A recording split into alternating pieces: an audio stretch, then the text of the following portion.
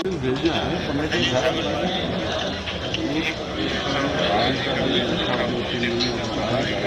मेरे पास 1 घंटे बाद नहीं था। सोमवार को आ जाओ, हम 1 मिनट में निकाल देंगे। मैं 2-5 दिन का मेहमान हूँ तो मेरे से करा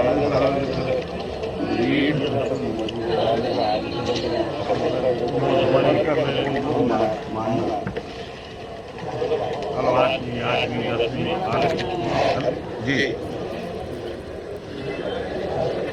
आया भाई है 5 दिन रवाना हो गया।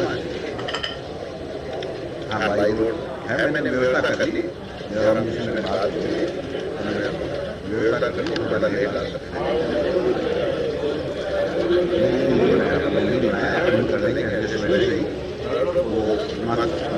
वैसे नहीं पढ़ने के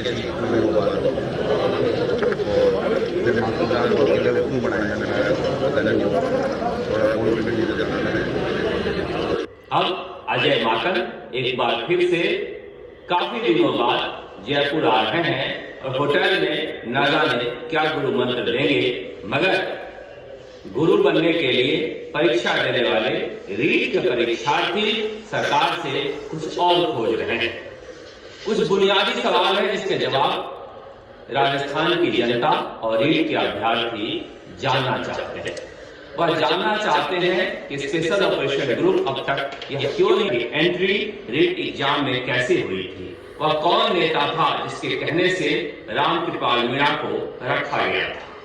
जब प्रदीप पाराशर ने यह कहा कि मैंने स्पेशल ऑपरेशन ग्रुप को यह बता दिया है कि हमने किसके कहने पर रामकृपाल मीणा को रखा था, तो फिर स्पेशल ऑपरेशन ग्रुप यह खुलासे क्यों नहीं कर रही है, बता क्यों नहीं रही है और उस व्यक्ति से पूछताछ क्यों नहीं कर रही है।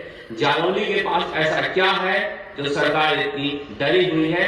धर्मपाल जारौली कहाँ है, सरकार बता क्यों नहीं रही है। और सबसे बड़ी बात है कि तत्कालीन शिक्षा मंत्री और प्रदेश अध्यक्ष गोविंद सिंह डोटासरा को गुस्सा क्यों आता है। डोटासरा जिस तरह से आग बबूला हो रहे हैं उसे लेकर लोगों के दिलो दिमाग में संशय और बढ़ रहा है। उन्हें सामने आकर जवाब देना चाहिए। जिस तरह के जवाब दे रहे हैं वह खिसियानी बिल्ली खंभा नोचे वाला जवाब है।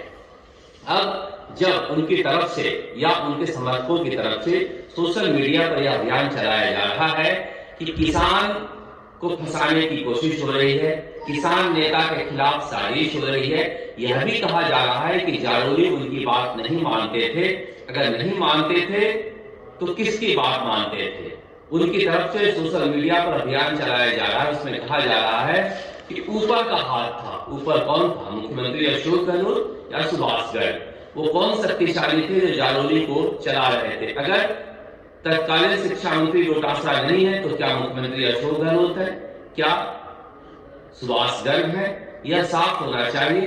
बिना नाम लिए इस तरह से विपक्ष की भूमिका में डोटासरा समर्थकों को नहीं होना चाहिए। अगर जैसा कि कहा जा रहा है उनके तरफ से चलाए गए अभियान में कि उनकी बात कोई नहीं मान रहा था, तो फिर यह तो और ही बुरी बात है कि आप इतने काबिल नहीं हैं कि आपके विभाग के लोग आपकी बात माने, फिर आप प्रदेश अध्यक्ष की हैसियत से राज्य कैसे संभालेंगे। दूसरी बड़ी बात है कि अशोक राठौड़ जो है वो सांचौर जालोर में कैंप करने जा रहे हैं और सारे अधिकारियों को बुलाकर लाए हैं। इतने दिनों बाद अशोक राठौड़ किस चीज की तलाश में सांचौर और जालोर जा रहे हैं। अब तक क्या सोए हुए थे। और इसके बाद क्या रीट के जो परीक्षार्थी सफल हुए हैं उन्हें नियुक्ति पत्र दिया जाएगा। अगर नहीं दिया जाएगा तो कब तक दिया जाएगा। अगर यही वक्त रखना है तो फिर दोबारा से परीक्षा क्यों नहीं हो सकती है। जब मंत्रियों के नाम आ रहे हैं तो आखिर एसओजी का अधिकारी या पुलिसकर्मी की हैसियत इतनी कहां से हो पाएगी, वह उनसे जाकर पूछताछ कर पाए। इसलिए क्यों नहीं इसी जांच को सीबीआई को दी जाए ताकि वह जांच कर सके। उधर देखिए रामपाल जाट भी कह रहे हैं कि किसानों के खिलाफ साजिश हो रही है, किसान नेता को फंसाया जा रहा है। अब किसान नेता को कैसे फंसाया जा सकता है। क्या जब सीबीआई जांच की सिफारिश की गई थी प्रजापति कांड में तब वह हरीश चौधरी किसान नेता नहीं थे। क्या मदेना के समय भौली देवी कांड में सीबीआई की सिफारिश की गई थी तो किसान नेता नहीं थे। किसान नेता के आवरण में छुपने की कोशिश अच्छी बात नहीं है।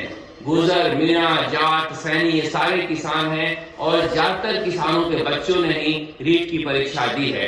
इसलिए किसी अपराध को लेकर या फिर किसी आरोप को लेकर किसान नाम के बचाव से बचना चाहिए, क्योंकि बड़ी संख्या में किसानों का हित भी इसमें है। इसलिए कहा जा रहा है कि जिस तरह के बहाने बनाए जा रहे हैं और जिस तरह के आवरण तैयार किए जा रहे हैं, उससे जनता में संशय और बढ़ रहा है। रामकृपाल मीणा के पास चाबी कैसे आई, शिक्षा संकुल में पेपर कैसे रखा गया, इन सवालों का जवाब कोई नहीं दे रहा है। शिक्षा संकुल में कौन बैठता था, कौन मंत्री वहां रहता था और किस मंत्री से किस अधिकारी की बातचीत होती थी। कई लोग तो यह भी कह रहे हैं, गोविंद सिंह डोटासरा कह रहे थे जल्दी जल्दी काम करा लो, मैं जाने वाला हूं। तो जब उनकी बात राजस्थान माध्यमिक शिक्षा बोर्ड में कोई नहीं मान रहा था तो कैसे कह रहे थे कि जल्दी काम करा लो, मैं जाने वाला हूं। बात तो उनकी चलती ही थी, इसीलिए वो कह रहे थे। इस तरह कई बुनियादी सवाल हैं जिसको लेकर जनता जानना चाह रही है, मगर फिलहाल सरकार कुछ बताने के मूड में नहीं है। अब सरकार 2 दिनों तक होटल में रहेगी, होटल में मंथन करेगी, चिंतन करेगी। वहां से कहा जा रहा है कि राजनीतिक नियुक्तियों का रास्ता भी खुलेगा। सारी नियुक्तियों का रास्ता खोले, जो इंसाफ चाहती है वो इंसाफ कम से कम